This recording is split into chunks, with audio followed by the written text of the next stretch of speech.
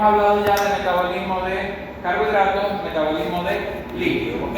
Hoy vamos a abarcar desde los compuestos nitrogenados, básicamente compuestos que en su molécula tienen átomos de nitrógeno, como sabemos que son las proteínas y los aminoácidos. Y luego nos quedaría una última clase que sería la clase de metabolismo de los ácidos nucleicos, ¿ok? Entonces, cuando hablamos de los compuestos nitrogenados, ¿ok? Esto es un caso clínico, vamos a ver, lo vemos a luego. A ver, ¿de qué trata?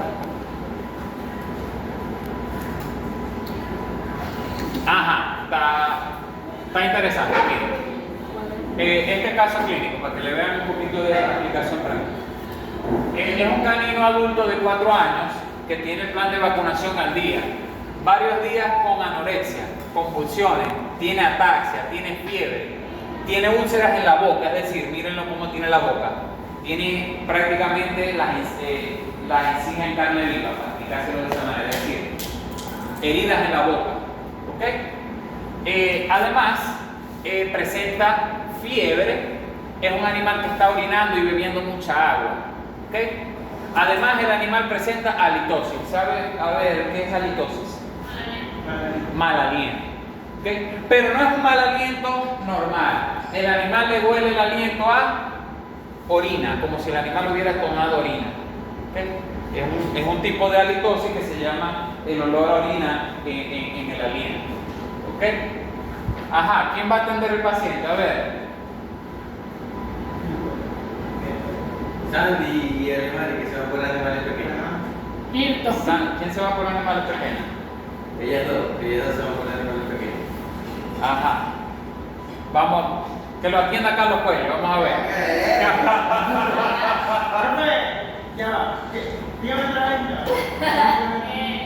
Tiene halitosis. Ajá, mire. Tiene anorexia. ¿Qué quiere decir anorexia? Que tiene días que no come. ¿Okay? Tiene convulsiones. ¿Qué quiere decir convulsiones? Que le da por temblar de manera descontrolada y contraer la musculatura. ¿Okay? Tiene fiebre, tiene úlceras en la boca, como las puede ver acá. ¿Okay? Orina mucho y bebe mucha agua. ¿Okay? Y lo otro que tiene el animal es halitosis. ¿Okay? Halitosis específicamente le huele el aliento a orina. Aquí está la dueña del animal. La dueña notifica que hace alrededor de un mes el animal estaba bien, pero que había dejado un envase de este producto que está acá. ¿Qué es esto que está acá? Farid, usted sabe qué es eso. No conoce eso. Eso es un refrigerante. ¿Qué es un refrigerante? ¿Qué es un refrigerante de? ¿Ok? El producto se derramó porque estaba mal tapado y el animal se empezó a lamer ese refrigerante. Realmente ese refrigerante afectó, porque es tóxico, un sistema del animal. Ajá. Estos son los valores normales de sangre del animal. Miren. Hematocrito. ¿Qué valor el hematocrito? La cantidad de glóbulos rojos del animal. Generalmente el hematocrito de un perro tiene que estar entre 40. ¿Cuánto lo tiene él? 35. ¿Eso es más bajo o más alto? ¿Qué pasa cuando el animal tiene baja cantidad de glóbulos rojos en sangre? ¿Cómo se llama eso? Anemia. Okay, ajá, primero tiene anemia. La hemoglobina, ¿cómo está la hemoglobina? Está dentro de los valores. Boom. ¿Saben qué es el boom? El boom es el nitrógeno urémico sanguíneo. La cantidad de nitrógeno que está en la sangre, nitrógeno urémico sanguíneo. Ese nitrógeno urémico sanguíneo, ¿cuál es su valor normal? ¿Cuánto lo tiene el animal? Lo tiene elevado. Profe, cuando se refiere a ese nitrógeno es la base nitrogenada de la molécula. No la base nitrogenada, sino los grupos aminos de la molécula y la base nitrogenada también, pero los grupos aminos de la molécula, al final ellos se tienen que expulsar. Y eso se expulsa a través de la orina. Pero para que se expulse a través de la orina tiene que estar funcionando bien el aparato riñón. urinario. Además de eso, nuestros músculos generalmente están produciendo un desperdicio que se llama la creatina, que se expulsa también por riñón. ¿Este animal de cuánto lo tiene? ¿Y cuánto es lo normal? La anterior, el boom. Tiene las dos aumentadas. El boom y la creatinina. Okay. Ya eso nos empieza a dar una sospecha de cuál es el sistema que está afectado en el animal. ¿Okay? Ya hay sospecha. Además, la orina no tiene parásitos en la sangre, no tiene ningún parásito en la sangre observable y los leucocitos están normales, es decir, los glóbulos rojos están normales. La orina tiene pH normal, pero es muy poco concentrada. Tiene sangre en la orina, tiene proteína en la orina y tiene células cúbicas en la orina y pus en la orina. Ya sabemos que esa orina tiene infección. Tiene sangre, la sangre no tiene que estar presente en la orina, ni glóbulos rojos. Tiene pus, la pus no tiene que estar en la orina. ¿Cómo se llama la presencia de sangre en la orina? Hematuria. Hematuria. ¿Cómo se llama la presencia de pus en la orina? Piuria. ¿Okay? ¿Cómo se llama la presencia de proteína en la orina? La orina no tiene que tener proteínas porque la proteína no tiene capacidad de traspasar el glomero en condiciones normales. En un riñón afectado sí. ¿Cómo se llama la proteína en la orina? Proteinuria. Okay, perfecto. Nosotros habíamos escuchado un término hemoglobinuria. Hemoglobinuria. Eso es otra cosa. Esa es la presencia de hemoglobina en la orina. La hemoglobina es una proteína, pero es una proteína específica. Cuando es hemoglobinuria, no es lo mismo que una proteinuria normal. ¿Okay? Y la hemoglobinuria le da el color a la sangre, le da un color parecido a la sangre a la orina. ¿De qué color es la sangre? Roja, pero la orina no sale roja. Si sale rojo, la orina sería hematuria. Pero la hemoglobinuria se caracteriza porque la orina es de color Coca-Cola, como un estilo. ¿Okay? Esa es la hemoglobinuria. Este animal, ¿qué es lo que tiene afectado? El animal tiene una afección a nivel de los riñones. ¿Okay? El animal tiene una afección a nivel de los riñones. Ya ese tipo de productos causan daño letal, son letal para el riñón. El animal no le funcionan los riñones. Como no le funcionan los riñones, el riñón no le concentra orina. Por eso es que él orina mucho y bebe mucha agua. Una función importante que tienen los riñones es que eliminan el nitrógeno en exceso que tenemos en el cuerpo.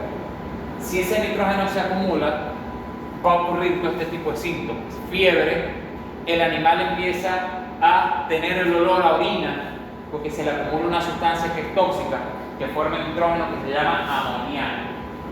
¿Okay? Las úlceras en la boca es causada también por la acumulación de amoníaco. Entonces estos síntomas de olor a orina, suda y el sudor le huele a orina, el aliento le huele a orina, úlceras en la piel, en la boca, eso es característica de las enfermedades renales. Además de orina mucho, bebe mucha agua. ¿Ok? Bien, pronóstico de este animal, eso es muy malo. Posiblemente le hacemos una tal y lo que tenga una glomerulonefritis o una nefritis generalizada, es decir, inflamación del riñón o inflamación del glomérulo. Aparte de la anemia. Si ya eso llegó a ser crónico, el animal no se va a salvar, no se va a recuperar. Lo podemos mantener vivo unos días, unos meses, pero el desenlace final va a ser muerte del animal. Si es algo agudo que todavía hay chance, podemos buscar un tratamiento para los riñones. ¿Okay? Pero fíjense que todo esto de el olor a orina, el aliento a orina, las úlceras en la boca, la fiebre, todo eso fue causado, las convulsiones, todo eso fue causado por la acumulación en el cuerpo de una molécula que normalmente están eliminando los riñones. ¿Qué molécula normalmente eliminan los riñones? Esta molécula que está acá, que se llama NH4, también conocido como amoníaco. Pero esa molécula de amoníaco, que es muy tóxica para el sistema nervioso, nos causa convulsiones, puede causar la muerte rápidamente. ¿De dónde viene? De nuestro metabolismo. Nosotros constantemente la estamos produciendo. Porque el nitrógeno, NH4, viene del grupo amino de los aminoácidos. Ese grupo amino de los aminoácidos se está constantemente eliminando y agarrando nuevos, formando nueva proteína, eliminando vieja proteína. Y en todo ese metabolismo de las proteínas se me genera esta molécula que se llama amoníaco. yo esta molécula es tóxica, no la puedo tener en la sangre. Entonces, ¿qué hace el cuerpo? El hígado transforma ese amoníaco en una sustancia que es tóxica, pero mucho menos tóxica que el amoníaco, que se llama la urea. Y la urea se va para el riñón y se expulsa a través del riñón. Si el riñón no expulsa urea, ese amoníaco, esa urea se va a empezar a acumular en los tejidos y va a tener un efecto tóxico. ¿Ok? Entonces, amonio. Cuando uno tiene los niveles de amoníaco muy altos en sangre, eso se le llama hiperamonemia o también se le llama azotenia. ¿Okay? También se le llama azotenia. ¿Ok? ¿Qué es eso? Es como concentraciones elevadas de amonio en la sangre, algo que puede ser sumamente grave para el desarrollo de las personas o la salud de las personas, de los animales. ¿Ok? Esta parte no me interesa, que es cuando es considerada una hiperamonemia, porque son valores que varían en los animales. Ese es el caso de un humano. ¿Ok? Ese amonio, ese nitrógeno es importante para la síntesis de nuevas proteínas, pero en exceso también resulta tóxico para el organismo. ¿Ok? Aquí vemos problemas que por causa de azotenia o aumento del amoníaco en sangre. ¿Qué puede causar el aumento del amoníaco en sangre? Primero, una litosis de tipo amoniacal. ¿Okay? Puede causar úlceras en la boca, puede causar úlceras a nivel de la piel, puede causar artritis, porque en ese líquido sinovial de las articulaciones se empieza a acumular amoníaco y causa dolor en las articulaciones. Llega un punto en que tanto amoníaco que es neurotóxico. ¿Qué quiere decir que un compuesto es neurotóxico? Neurotóxico, ¿qué quiere decir un neurotóxico? Neurona. Ajá. Se infectan, El tóxico mata las neuronas. Exacto. Por ejemplo, un ejemplo de neurotóxico, el 5 estrellas, el talitanzo, el chimeneado, esos son compuestos neurotóxicos. ¿Ok? El whisky también es neurotóxico, pero es mucho menos. Sale la carapela con ahí. Demasiado menos. ¿Ok? Dragón, récord. Esos son neurotóxicos. Entonces, cuando se empieza a afectar el sistema nervioso, el animal empieza a tener síntomas nerviosos, como lo es la ataxia, que es un animal que es incapaz de moverse. ¿Ok? Convulsiones, contracciones involuntarias de la musculatura esquelética. ¿Okay? Llega un punto en que el animal tiene tanto nivel de amoníaco que ya no convulsiona, ya nada, ya simplemente le queda la coma, la muerte y se lo llevan los negros.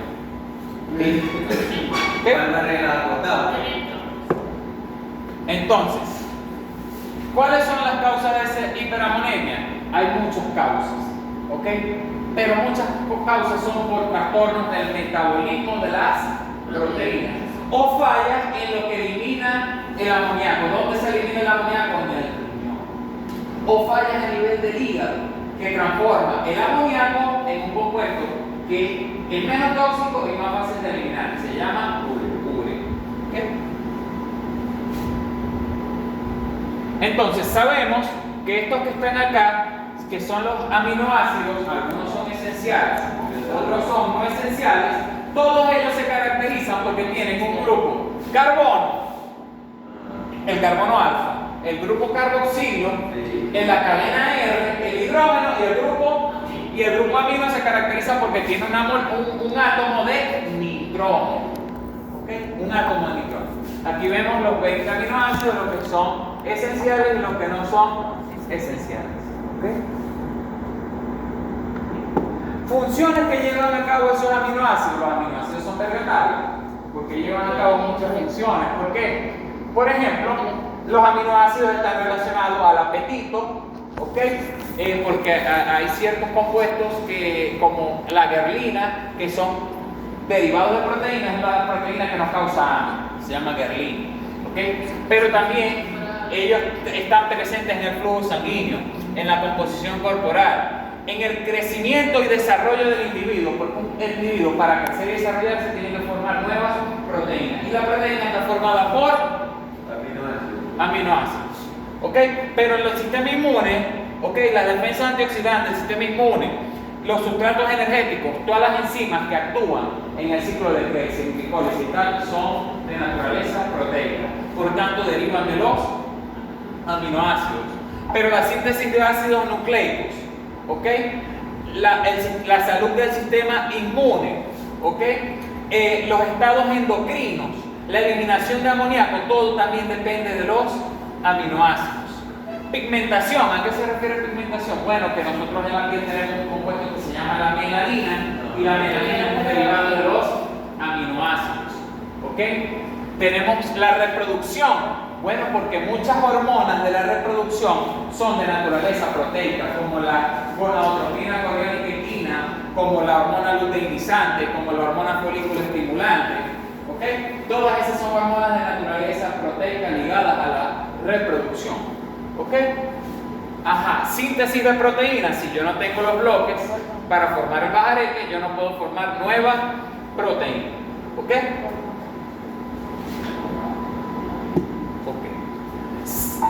No solamente los aminoácidos son las fuentes de nitrógeno del cuerpo, existen otros compuestos en el cuerpo que tienen nitrógeno.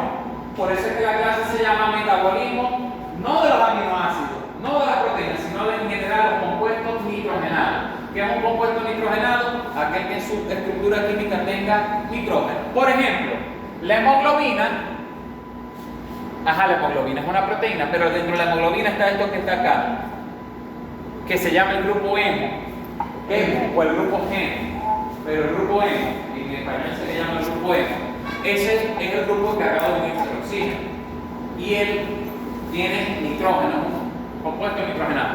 Pero tenemos, por ejemplo, los que forman el ADN, que son las purinas y las pirimidinas. Las bases nitrogenadas son compuestos nitrogenados. El ATP es un compuesto nitrogenado. Esta que está acá, que es la coenzima A, es un compuesto nitrogenado. ¿Ok?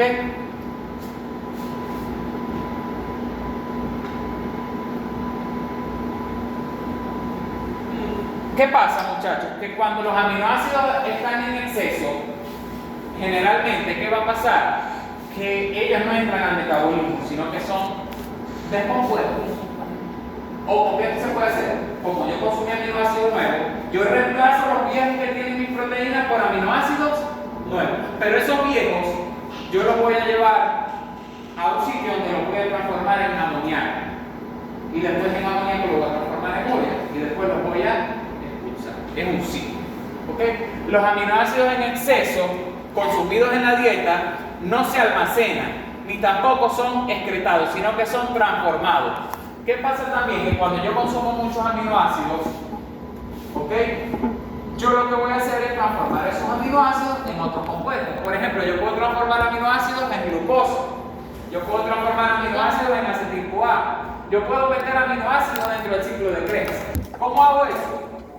Bueno, porque compuestos como el piruvato, como el oxalacetato y el alfa-cetoglutarato son fácilmente transformables en aminoácidos. Y al revés.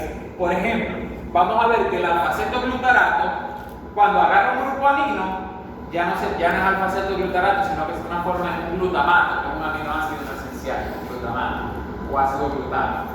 Pero, por ejemplo, el piruvato, cuando yo le quito el grupo amino, cuando yo al piruvato le meto un grupo amino, ya no es piruvato, ahora se llama alanina, que es un aminoácido esencial. ¿Okay? Este tipo de compuestos los vamos a ver más adelante porque se llaman los alfa-cetoácidos. Yo los aminoácidos generalmente los puedo transformar en piruvato, en oxalacetato y alfa-cetoglutarato. ¿Okay? Y el alfa-cetoglutarato, ¿dónde está metido? En el ciclo de Krebs. El oxalacetato, ¿dónde está metido? En el ciclo de Krebs. ¿Y dónde está metido el piruvato? En el final de la glicólisis y en la piruvato deshidrogenasa. Es decir, supongamos que yo tengo un aminoácido, yo estoy pasando necesidades, hambre. Tengo un aminoácido que se llama alanina. Yo transformo la alanina en piruvato. El piruvato, le hago la piruvato deshidrogenasa y obtuve 6 moléculas de ATP y después ese acetil-CoA le doy una vuelta al ciclo de Krebs y obtuve a partir de un aminoácido tantas moléculas de ATP. ¿Ok? Estas reacciones químicas que se dan así, esa es la primera que vamos a estudiar hoy, que se llama la transaminación. ¿Qué son las transaminaciones? Mire, yo soy un aminoácido. Aquí tengo el grupo amino. Ella es un alfa-cetoácido. ¿Qué le falta a ella para ser un aminoácido? Un grupo amino. Tómelo. Ahora ella ya no es un alfa-cetoácido, sino que se volvió un amino. Y yo soy un aminoácido, que di mi grupo amino, ya no soy un aminoácido, sino que me transformo en un alfa-cetoácido. Si yo era específicamente ella se llama piruvato y yo soy glutamato, que es un aminoácido. Si yo le doy mi grupo amino a ella, ya yo no soy glutamato, ahora yo me llamo alfa-cetoglutarato. Y ella ya no se llama piruvato, ahora se llama alanina. ¿Ok? Esas son las reacciones de transaminación. Los aminoácidos entre ellos pasándose del grupo amino a los alfa-cetoácidos. ¿Ok? Entonces mírenlo acá. ¿Cómo funciona esto? Bueno, porque yo tengo un aminoácido más un alfa-cetoglutarato o un alfa-cetoácido, no tiene que ser el alfa-cetoglutarato en específico. ¿Qué pasa? Que yo de estos dos obtengo un alfa-cetoglutarato y un glutamato. Okay, vamos a verlo con otro ejemplo. Fíjense, miren estas reacciones que se llaman transaminación. Lo que necesito yo con la transaminación es un alfa-cetoácido y un aminoácido. Aquí tenemos un ejemplo: alanina, ¿ok? Y alfa-cetoglutarato. La alanina le va a dar este grupo amino al alfa-cetoglutarato. Y ya este alfa-cetoglutarato se va a transformar en glutamato. Y como la alanina perdió este grupo amino, fíjense que la alanina sin el grupo amino se transforma en piruvato. ¿Ok? Otro ejemplo. Profe, en esa transaminación se necesita una enzima, ¿no? Las enzimas que llevan a cabo la transaminación son las transaminasas, que son un tipo de transferasas. ¿Okay? Son un tipo de... Las transferasas son enzimas que transfieren grupos amino.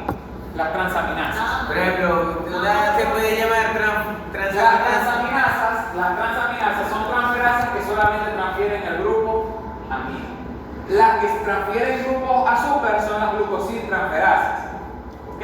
Depende, por eso es que las enzimas son específicas y por eso su nombre. Tenemos como 1 millón de enzimas en el cuerpo de nosotros. Tenemos, este aminoácido se llama aspartato, que también es un aminoácido no esencial, el aspartato. Si yo uno aspartato con alfa-cetoglutarato, este grupo amino del aspartato se le pasa al alfa-cetoglutarato. Cuando el alfa-cetoglutarato agarra el grupo amino se transforma en glutamato. Pero el aspartato, cuando le quitan el grupo amino, se transforma en oxalacetato. Y esas son las reacciones de transaminación. Y el acetato se une con el piruvato. Imagínense que usted es un alfa-cetoglutarato, ella es un oxalacetato y ella es un piruvato. Si yo le doy un grupo amino a él le va a dar glutamato. Si le doy un grupo amino a ella va a ser si ella era oxalacetato y le estoy dando un grupo amino, ahora va a ser una aspartato. Y si le doy un grupo amino a ella que era piruvato, ahora va a ser una alanina. ¿Ok? Perfecto. Búscalo. Ajá. Fíjense que para realizar este proceso de transaminación se necesita una coenzima. ¿Cuál va a ser la coenzima? La vitamina B6, que recibe el nombre de piridoxina o piridoxal. ¿Ok? Tiene esas dos formas químicas. Ya lo vamos a ver acá. Miren. Yo tengo en la reacción de transaminación un aminoácido donador. ¿Okay? Tengo un donador, que es el que va a donar el grupo amino. Pero necesito también un receptor. Necesito quién lo va a recibir. ¿Quién es el que va a recibir aquí? El cetoácido, que es el aceptor, es decir, el que va a recibir el grupo amino.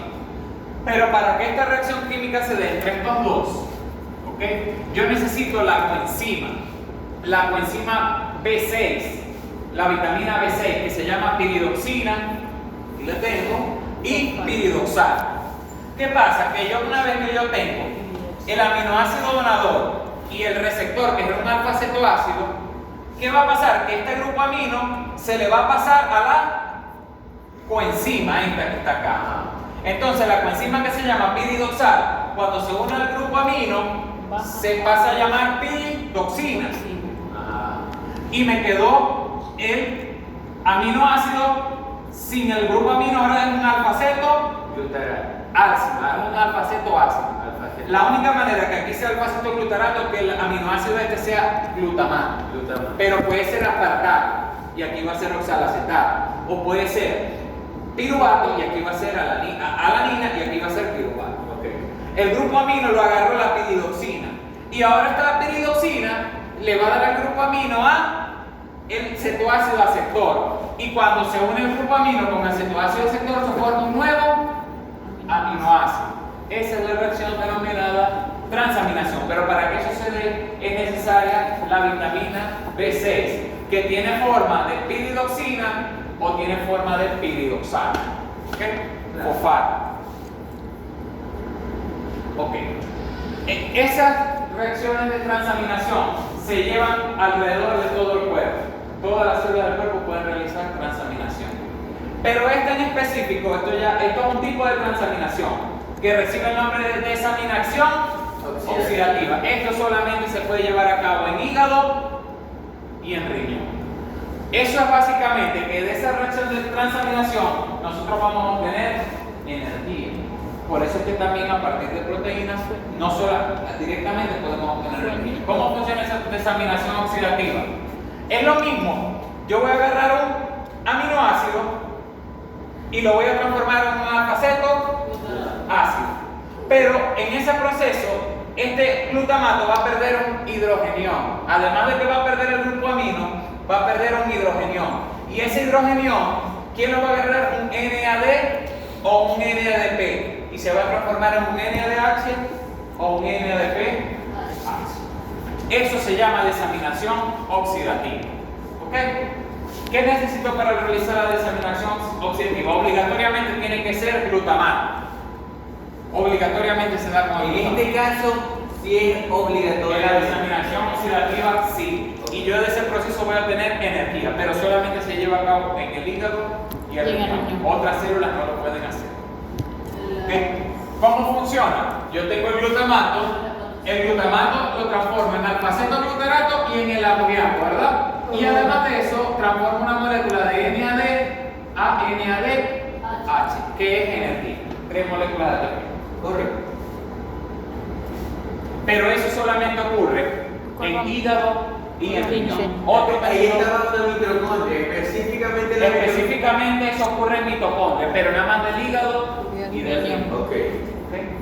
Esta es la misma reacción, fíjense, esto solamente la desaminación oxidativa, a diferencia de la transaminación, ocurre solamente con el glutamato. Y si al glutamato le quitáis, el grupo amino se transforma en ¿qué? En un alfa-aceto glutarato. Siempre el alfa-aceto glutarato me va a dar origen a glutamato. El glutamato me da origen a alfa-aceto glutarato.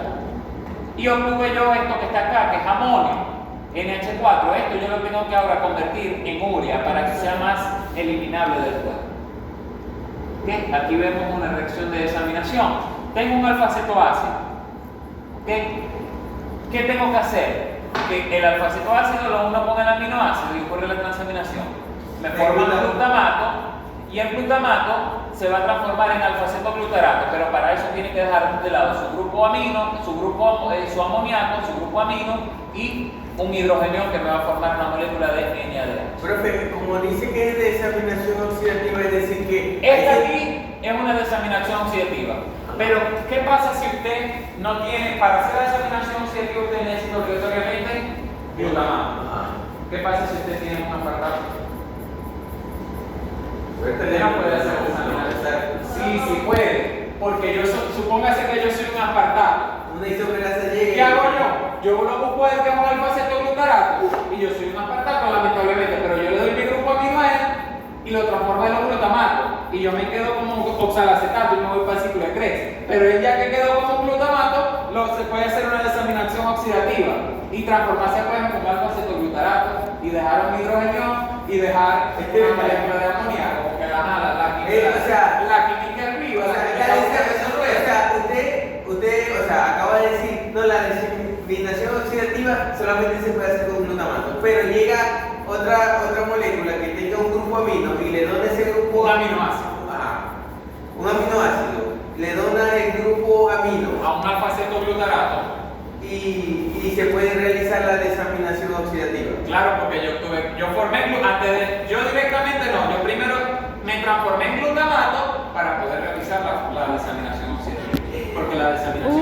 obligatoriamente solamente se acepta el glutamato. Pero los aminoácidos se pueden transformar, como hemos visto, que yo agarro sal-acetato y le meto un grupo amino y me lo transformo en aspartato. Okay. Y así uno va hasta conseguir más glutamato. Lo que quería decir es que eso era una reacción que algo se oxida y otro se produce. En este caso están ocurriendo las dos cosas aquí. Aquí está ocurriendo una transaminación para obtener primero glutamato y después que tengo glutamato está ocurriendo desaminación oxidativa. Si esta reacción química se está dando así, eso obligatoriamente tiene que ser riñón o hígado. ¿Ok? Ok. Ajá. Esta es la diferencia entre transaminación y desaminación oxidativa. No especifica en qué órgano de los dos es. La transaminación ocurre en todos los órganos, pero la desaminación. La transaminación ocurre a nivel de mitocondria, de toda la célula.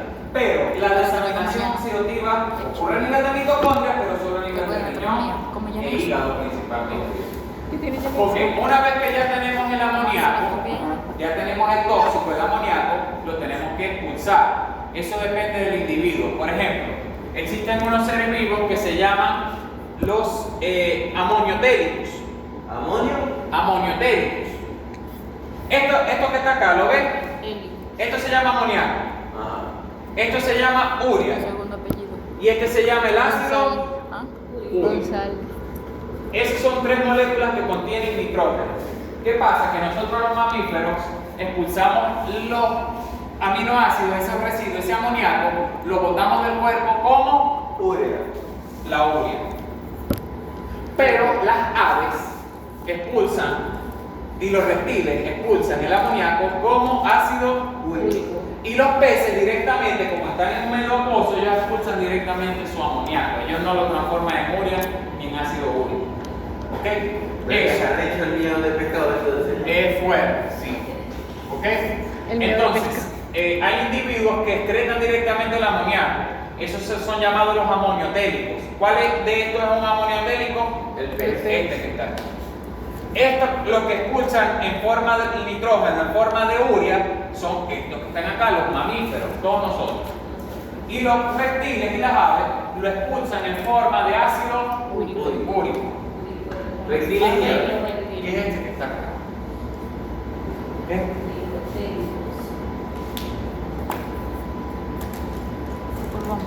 Entonces aquí tenemos diferentes animales que son amoniotélicos, peces, los anfibios, pero cuando son larvas, los moluscos, los anélidos, los que son uricotélicos, las aves, los reptiles y los insectos. Y los demás, esos que están acá, los anfibios, los mamíferos, los peces cartilaginosos, son de tipo uriotélicos.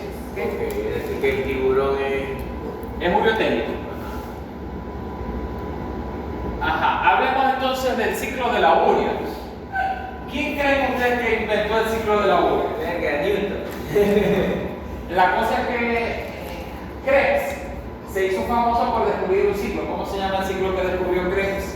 El ciclo de Krebs. El ciclo de Krebs. Exactamente. Pero él antes de descubrir el ciclo de Krebs, había descubierto el ciclo de la urea. Él descubrió las dos cosas. Las dos pesadillas de ustedes las descubrió él. Y sabía. Y si es mentira.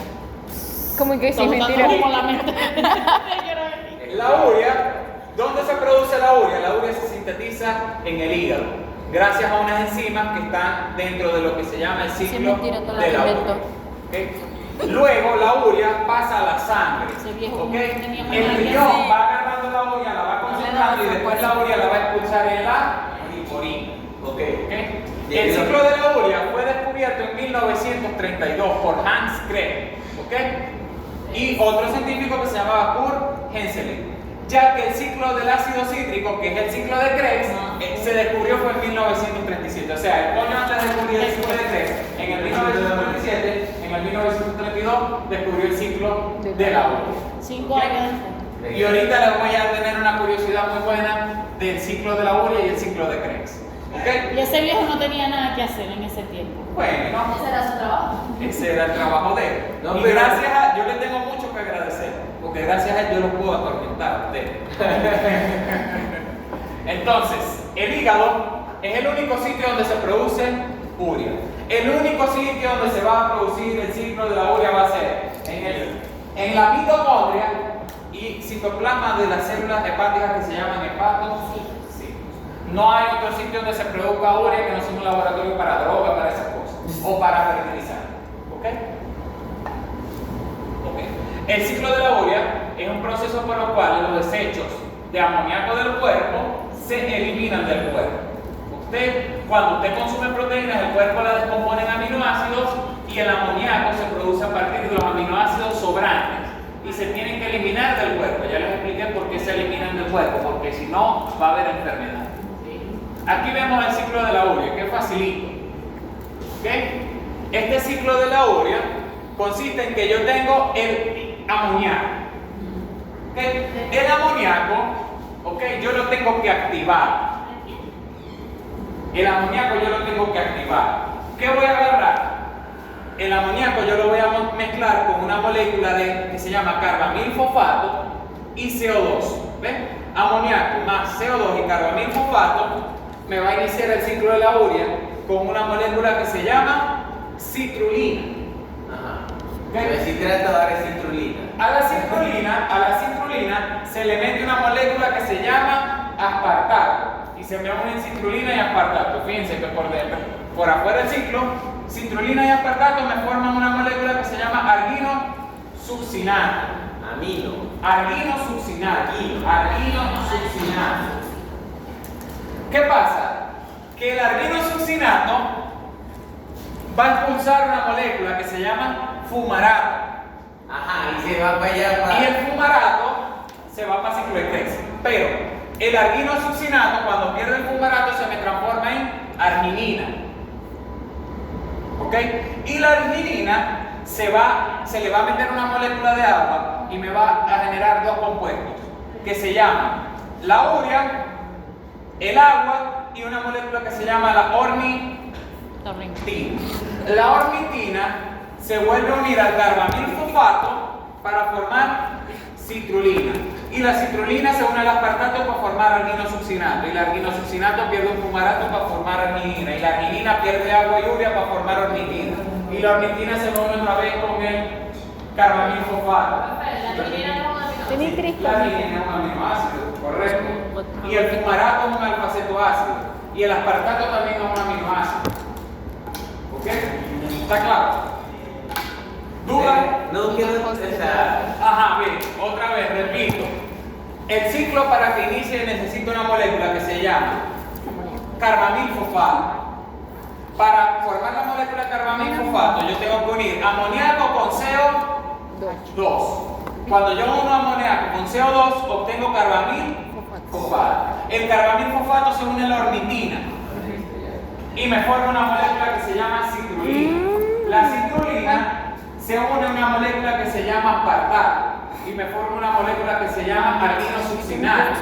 El arginosuccinato pierde una molécula que se llama fumarato y me origina una molécula que se llama arginina, que es un aminoácido. Cuando la arginina uno le mete agua, me forma una molécula que se llama urea, que se va a expulsar por los riñones, y me queda una molécula que se llama ornitina, que va a esperar a otro carbamilfosfato para volver a formar citrulina y darle otra vuelta al ciclo.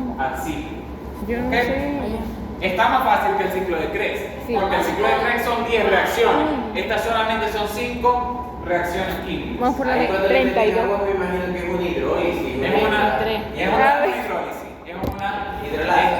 es una hidratasa. Hidratas. La molécula se hidrata, porque si es una hidrólisis que se rompe un enlace usando una molécula de agua. Yo soy disléxica. Aquí está el ciclo de la urea. Miren, esta parte del ciclo de la urea, una parte de eso ocurre en mitocondria, pero la otra se está llevando a nivel de citosol, es decir, citoplasma. ¿Okay? Este es el ciclo de la urea, la parte que se realiza en mitocondrias y la parte que se realiza en citoplasma. ¿Okay? Aquí están las enzimas, ¿ves? Carbamilfosfato sintetasa, ornitina transcarbamilasa, argininosuccinato sintetasa, argininosuccinato liasa y la arginasa. ¿Okay? Pero ¿qué pasa? Que ustedes vieron que en este ciclo de la urea se me forma una molécula que se llama fumarato, se Biciclo. forma una molécula que se llama aspartato. O sea que hay un ciclo antes ¿Qué del pasa? ciclo de Que el Krebs. ciclo de la urea está conectado El ciclo al de ciclo de Krebs. ¿Ok? El ciclo de la urea está conectado al ciclo de Krebs. Dado que el fumarato producido es también un intermediario en el ciclo de Krebs. ¿Ok? Los ciclos están en principio interconectados en un proceso conocido como el biciclo de Krebs. O sea, hay otro ciclo. Voy a decirles una cosa para que no se le olvide nunca el biciclo de Krebs, que es la conexión que existe gracias al fumarato que está presente en el ciclo de la urea y está presente en el ciclo de Krebs. El ciclo de Krebs y el ciclo de la urea se conectan. A eso se le llama el biciclo de Krebs. Pero un malhechor que es mi estudiante, era mi estudiante, que no era el biciclo de Krebs, él me puso la bicicleta de Krebs. Entonces, eso es la bicicleta de Krebs, para que no se le olvide. Aquí está. No quiero ver en el examen la bicicleta de Krebs. La bicicleta de Krebs era esa, una bicicleta de las viejas de los años 1930, pero no es eso que me están diciendo.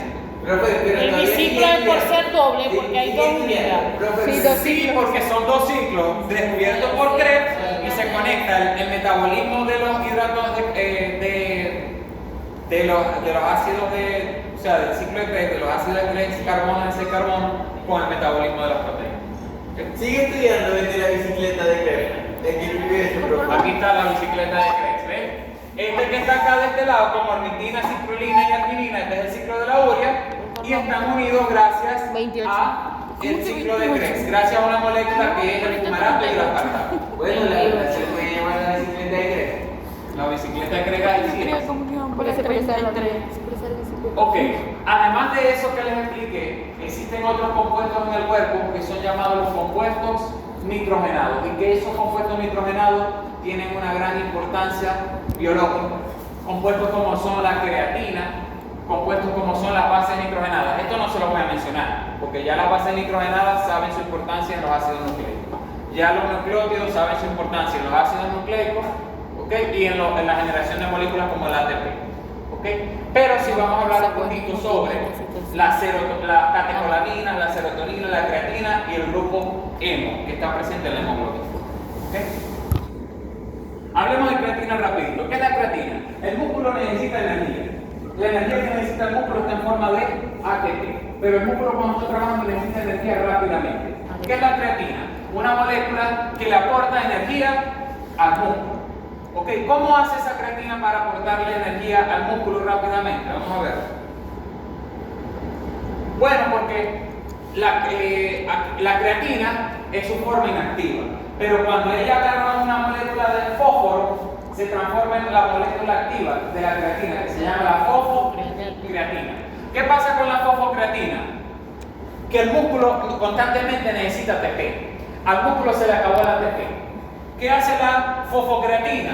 Esta fosfocreatina, el fósforo que está, se lo da una molécula de ADP. Y la molécula de ADP se transforma en ATP. y la fosfocreatina perdió el fósforo y se transforma otra vez en Creatina. entonces el músculo necesita ATP. ¿Quién le va a dar la ATP al músculo? Me pongo a hacer glicólisis, me pongo a hacer ciclo de Krebs, voy a tardar mucho. Entonces la creatina va a estar almacenada en el músculo en forma de fosfocreatina. Y cuando el músculo necesita ATP rápido, ¿quién se lo va a dar? La fosfocreatina. Y la fosfocreatina queda como creatina. Después la creatina otra vez se fosforila. O sea, ella es como un almacenamiento. Por ejemplo, ella inactiva se llama creatina, pero ella está llena de ATP, por decirlo así, o de fósforo. Le voy a dar un ejemplo. Yo necesito tener cobre. Ajá. Yo me voy a trabajar en huevón a su finca. El huevón en la finca tarda como 15 días en pagarme. Pero mientras tanto yo necesito tener cobre. Entonces yo tengo un coño que, mira, pásame $10. Me dio los $10, lo usé. Es como mi fuente de energía principal. Para resolver. Pero yo tengo esa fuente para resolver rapidito. ¿Me entendés? Es lo mismo la fosfocreatina. El músculo necesita glucosa, necesita energía. Pero cuando está trabajando, que necesita resolver rapidito, el que le va a dar energía es la creatina. La creatina se consume en la dieta, los humanos, los animales de deporte, porque como le está aportando constantemente energía al músculo, hace que el músculo se fatigue menos. Y si el músculo se fatigó, hace que el músculo se recupere de la fatiga más rápido, porque le está dando el ATP que necesita. ¿Okay? Y bueno, esto es una persona que no ha tomado creatina, pero ¿qué tiene más fuerza en el mundo con albañil? No le gana a nadie. En fuerza no se lo gana a nadie. Las catecolaminas son un conjunto de hormonas que las vamos a estudiar con más detenimiento en la materia de endocrinología del cuarto semestre. Las catecolaminas se caracterizan porque tienen un grupo químico, que es este que está acá, que se llama catecol. Por eso es que ellos son llamadas las catecolaminas. Ese grupo catecol deriva de un aminoácido que se llama tirosina. Es decir, la tirosina me genera el grupo catecol y el grupo catecol me genera las catecolaminas. Fíjense que L-tirosina es transformada a L-dopa y la L-dopa se transforma en una molécula que se llama la dopamina. La dopamina, que está muy relacionada a la recompensa, el bienestar. Es decir, yo vengo al animal y lo empiezo a sobar y él libera dopamina. Y él va a buscar que cuando me vea que yo venga y lo sobe, porque él quiere más dopamina. Y si hay caso contrario, probé yo una pizza y me gustó, eso hizo que liberara dopamina. Probé algo que estaba malísimo de sabor, no lo quiero volver a probar nunca, porque ya el cuerpo asocia que si yo hago esto, tengo dopamina, si yo no hago esto, no tengo dopamina. Y uno busca hacer lo que le da a uno El gusto. dopamina. Bueno, ya no tiene nadita de dopamina ahí. Entonces, ¿qué pasó? Que en esta persona, esa persona está estresada. Entonces se producen unas hormonas que también son catecolaminas. Yo agarro la dopamina y la puedo transformar en una molécula que se llama norepinefrina o noradrenalina. Y la noradrenalina yo la puedo transformar en epinefrina o adrenalina, que son hormonas más relacionadas con el estrés. Y también las vamos a estudiar en fisiología del próximo semestre 32 ahora sí. en el tema del sistema nervioso. Ahí Sí, tienen quizá- diferentes efectos de la adrenalina, que la vamos a ver con más detenimiento en la clase de sistema nervioso, en la materia de fisiología. Serotonina, muy importante la serotonina porque es un neurotransmisor que se sintetiza a partir no de la tirosina. La serotonina se forma a partir de un aminoácido aromático que se llama triptófano, ¿okay? Que es no esencial. Se le encuentra en plantas y animales en muchos procesos fisiológicos, es un neuromodulador, se encarga de los estados de ánimo, se encarga de conducta social, conducta alimentaria, del sueño, ¿okay? De la atención, está relacionado a la falta de serotonina con depresión, con ansiedad, ¿okay? También está relacionado con la conducta sexual, ¿okay? La locomoción, la respiración, etc. La serotonina es muy importante en el cuerpo. ¿Okay? Ya yo les hablé un poquito de esto, que son de los radicales libres. ¿Qué son los radicales libres? Son formas tóxicas que tiene el oxígeno. Porque el oxígeno en nuestro cuerpo, que lo hablé en la clase de metabolismo de los hidratos de carbono, el oxígeno en nuestro cuerpo normalmente es bien, pero a veces el oxígeno se transforma en estas moléculas que se llaman los radicales Libres de oxígeno. que son tóxicos para el cuerpo porque destruyen la membrana citoplasmática. Estos radicales libres están buscando electrones y dañan moléculas en ese proceso. Para evitar su daño, yo tengo que crear unas moléculas que se llaman los antioxidantes, ¿okay? Que son donadores de electrones para que esos radicales libres se anulen. ¿Okay? Esto es una célula que está pasando por estrés oxidativo, produce muchos radicales libres y estos radicales libres dañan a la célula. Está muy relacionado la producción de radicales libres y el no consumo de antioxidantes con el tema del envejecimiento. Célula con estrés. Entonces existe una molécula que es derivada de las proteínas que se llama glutatio. ¿Okay? ¿Qué es el glutatio? Una molécula necesaria para la función de los antioxidantes. El antioxidante lo que es un donador de electrones. Y ese proceso evita procesos como fisiológicamente lo podemos ver como es el envejecimiento. Pero también cuando la célula está bajo mucho estrés, ella normalmente libera radicales libres y esos radicales libres aquí van a matar a la propia célula. Por ejemplo, imagínense que yo la tengo acá en el salón y de repente yo a usted la meto en una bañera con hielo. ¿Cómo se sentiría? Imagínate, se me despierta todo el cuerpo, una bañera con hielo, con frío. Imagínese al revés, que usted esté normal en una piscina y de repente yo lo tiro a una agua hirviendo. ¿Cómo le parecería? Fatal, me quiero. Fatal. Bueno, imagínese que ¿cuánto puede estar el agua hirviendo? ¿Cuánto es la temperatura del agua hirviendo? 100 grados centígrados. Y la temperatura del agua, supóngase que esta temperatura corporal de usted está a 37 grados. ¿Cuál es la diferencia entre 37 y 100? ¿Es mucha? 63. Son 73 grados Celsius, ¿verdad? Imagínense que yo tengo un espermatozoide que está congelado en una pajuela de semen a menos 196 grados centígrados. Menos 196 grados centígrados. Y ese espermatozoide, esa célula congelada, yo la voy a descongelar y de repente en cuestión de 20 segundos está a 37 grados centígrados. Es decir, una diferencia de casi 250 grados Celsius. Eso, al espermatozoide que se acaba de despertar después de congelado, él se siente estresado. Y eso va a causar que produzca radicales libres. ¿Y será Y esos que- radicales libres dañan la membrana del espermatozoide y dañan la ¿Y cromatina. será que esos muchachos esos saldrán estresados también?